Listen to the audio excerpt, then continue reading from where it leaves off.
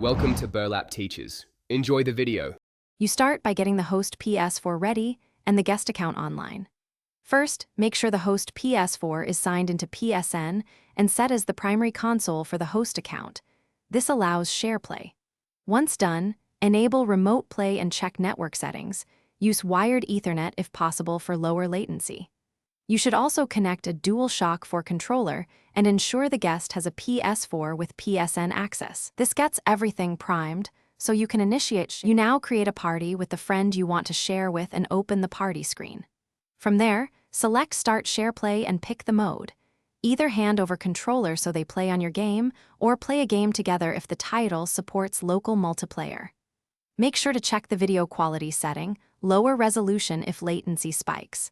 Then invite the friend, they accept, and you'll see the stream start. This section handles the actual handoff and connection, so the game stream is active.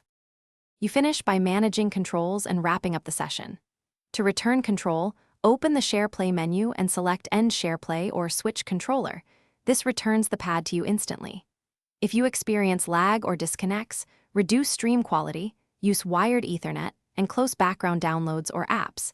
These steps often fix most issues. Remember, sessions are limited to 60 minutes, so if you need more time, simply restart another Shareplay session. These final steps keep you in control and solve common problems. Thanks for watching. Consider subscribing if this video helped you.